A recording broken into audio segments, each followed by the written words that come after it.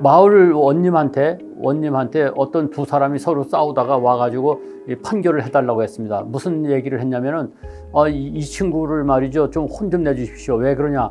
자꾸만 4, 7이 28인데 4, 7이 27이라고 자꾸만 우깁니다 말이죠. 너는 왜 4, 7이 27이라고 하냐 했더니 4, 7이 27이 맞다 말이죠. 그러니까 마을 원님이 뭐라 그랬냐면은 이 4, 7이 28이라고 하는 이 사람을 곤장을 때려라 그랬어요. 정답을 얘기한 사람이 황당하지 않습니까? 왜 나를 때리라고 합니까? 했더니 4, 7이 27이라고 우기는 녀석하고 말을 하는 네가 더 나쁜 놈이다 이렇게 얘기했다는 것이죠. 그러니까 상대방이 형편없는 말을 걸고 넘어올 때는요, 그런 사람은 상대 안 하는 게 최고입니다. 상대방하고 대응하다 보면 이게 큰 싸움이 되는 것이죠. 결투가 될 수도 있는 것이죠. 이때에 스트레스를 주는 막된 사람을 상대해서 싸우게 되면 똑같은 사람이 됩니다. 만약에 어떤 사람이 SNS를 통해서 또는 글을 통해서 여러분을 갖다가 마구 속된 말을 씹는다면 어떡하겠습니까? 링컨도 그런 적이 있었어요. 링컨도 여러분이 잘 아시다시피 젊은 날에는 굉장히 농담도 잘하고 남의 험담도 잘했던 사람입니다. 그 링컨이 어느 날 글을 써가지고 쉴즈라고 하는 그 정치가를 헐뜯었습니다. 그랬더니 그 쉴즈라고 하는 사람은 어떻게 대응했느냐? 나하고 결투하자. 그래가지고 칼로 결투하게 됐는데 이때 친구들이 두 사람 결투 직전까지 갔는데 화해시켰습니다. 그래서 결투는 하지 않았습니다만은 재미난 사실은요, 그 이후에 링컨 대통령은 절대로 남을 험담하거나 남을 헐뜯거나 남을 공격하는 말을 하지 않았다는 겁니다. 참 그것이 그러기 때문에 링컨 대통령이 위대한 것이죠. 조금 지난 이야기입니다만은 작년인가요? 여러분이 잘 아시는 백세 철학자 김영석 교수님에게 얽힌 이야기입니다. 김영석 교수님이 어떤 우리나라의 정치 현실에 대해서 얘기를 했더니 어떤 법을 전공하신 분이 그 백세 철학자 김영석 교수님한테 무슨 말씀을 했느냐? 상당히 험한 얘기를 한 겁니다. 법을 전공한 사람이 나이는 김영석 교수님의 반밖에 안 됩니다. 절반밖에 안 되는 젊은 분인데 뭐라 그러냐면 이래서 오래 사는 것이 위험하다는, 이렇게 어떻게 보면 참 망발이죠. 이렇게 오래 사는 것이 위험하다는 것이 옛말이 생각난다. 그리고 또 뭐라 하냐면은 지난 100년 동안 멀쩡한 정신으로 안 하던 짓을 탁해진 후에 시작하는 것인지 노화 현상인지 모를 일이다. 이렇게 엄청난 얘기를 했습니다. 저도 이거 보고 말이죠, 상당히 좀 흥분했었어요. 거기다가 이제는 저 어르신 좀 누가 좀 말려줘야 되겠다 이런 얘기를 했습니다. 여러분도 아마 이 얘기를 들으면서 그 당시의 사건을 기억하는 분도 계시리라고 생각합니다. 그러다 보니까 이 김영석 교수님의 자녀들이나 손자들이 신경을 써달라고 그랬는데 그 따님이 70이 넘으신 분이죠. 따님이 아버지를 향한 인신공격을 말아달라고 호소하기까지 이르렀습니다. 여러분도 만약에 그런 경우를 당하게 되면 어떻게 하겠습니까? 그러면 김영석 교수님은 어떻게 대응하셨을까요? 여러분 잘 아시다시피 김영석 교수님은 상대방이 그렇게 100년 동안 뭐 하다가 말이죠, 이제 그러느냐 하는 정도로 참 모욕적인 이런 말을 하고 따님까지도 항의할 정도의 상황이었는데 오히려 김영석 교수님은 그런 사람도 있구나 하고 말았다는 것이죠. 그런 사람도 있구나. 그러니까 우리가 스트레스를 받을 때 상대방하고 대응하다 보면 이게 큰 싸움이 되는 것이죠. 결투가 될 수도 있는 것이죠.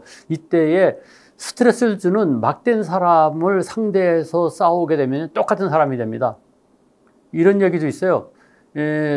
마을 원님한테 어떤 두 사람이 서로 싸우다가 와가지고 판결을 해달라고 했습니다. 무슨 얘기를 했냐면은 이 친구를 말이죠, 좀 혼 좀 내주십시오. 왜 그러냐? 자꾸만 4, 7이 28인데 4, 7이 27이라고 자꾸만 우깁니다 말이죠. 그러니까 마을 원님이 뭐라 하냐면은 너는 왜 4, 7이 27이라고 하냐 했더니 4, 7이 27이 맞다 말이죠. 그런데 이 사람은 4, 7이 28이 맞다는 것이죠. 그러니까 마을 원님이 뭐라 하냐면은 이 4, 7이 28이라고 하는 이 사람을 곤장을 때려라 그랬어요. 아니 그러니까 정답을 얘기한 사람이 황당하지 않습니까? 왜 나를 때리라고 합니까? 했더니 4, 7이 27이라고 우기는 녀석하고 말을 하는 네가 더 나쁜 놈이다 이렇게 얘기했다는 것이죠. 그러니까 상대방이 형편없는 말을 걸고 넘어올 때는요, 그런 사람은 상대 안 하는 게 최고입니다. 그래서 그 상대 안 하는 말 중에 하나가 그런 사람도 있구나, 이렇게 되는 것이죠. 그래서 제가 그걸 가지고 또 만들어낸 것이 또 다른 의미의 3그입니다. 세 가지 그. 첫째는 김영석 교수님이 말씀하신 대로 그런 사람도 있구나. 이렇게 하면요, 속이 편안해집니다. 이런 사람도 있구나. 세상에 이런 사람도 있는 거야. 하면은 그냥 끝나는 거예요. 그걸로 뭐 더 이상 할 필요도 없어요. 그 다음에 두 번째 여러분에게 가르쳐 드릴 것은 가수 양희은 선생이 그런 기법을 사용하더군요. 그러라 그래. 그러라 그래. 그게 바로 양희은 선생님의 방법인데 참 좋은 겁니다. 누가 말이죠, 쉽거나 말이죠, 말도 안 되는 소리 하면 아이 그러라 그래. 이거 하루고 마는 것이죠. 또 한 분은 또 제가 잘 아는 분인데 뭐라 그러냐면요, 그러거나 말거나 정신. 그분이 만든 말인데 그러거나 말거나 정신, 이걸 갖다가 하면은 멘탈이 강해진다는 것이죠. 누가 뭐라고 하면요, 그러거나 말거나. 그래서 제가 오늘 이 시간에는 이 세 가지, 그런 사람도 있구나, 그러라 그래, 그러거나 말거나 정신, 이 세 가지를 가지고 버티면은 충분히 상대방에 주는 스트레스, 가슴 아픈 것을 이겨내고 아주 유유히 품격 있게 오히려 승리하는 길을 걷지 않을까, 이런 생각을 합니다. 사람의, 인간의 기본 심리 중에 하나가 시샘하는 겁니다. 오죽하면요, 사촌이 땅을 사면 배가 아프다고 하는 그런 속담이 우리나라에 있겠습니까? 그런데 우리나라에만 있는 게 아니고요, 이게 외국에도 다 마찬가지입니다. 인간은 기본적으로 남이 잘 되면 배 아프게 돼 있고, 시샘하는 것은 어느 정도 상식이고 그냥 평범한 얘기입니다. 실험을 해봤어요. 일본에서 어떤 실험을 해봤냐면요, 방사선 의학종합연구소에서 실험 대상자 19명을 놓고 무슨 얘기를 했냐면, 친구가 성공해가지고 출세 가도를 달리고 있으면서 돈과 명예를 고루 누리는 부러운 생활을 하는 모습을 머리에 떠올리라고 했더니요, MRI로 뇌파를 찍었더니 이 뇌파에 움직임이 있더라는 것이죠. 그 뇌파를 조사해 봤더니 그게 바로 뭐냐면은 신체적 고통과 연관된 부분인 전대상 피질이 활성화됐다는 겁니다. 다시 말해서 남이 잘 되는 상황을 상상만 해도 고통스러운 부분이 활성화된다는 겁니다.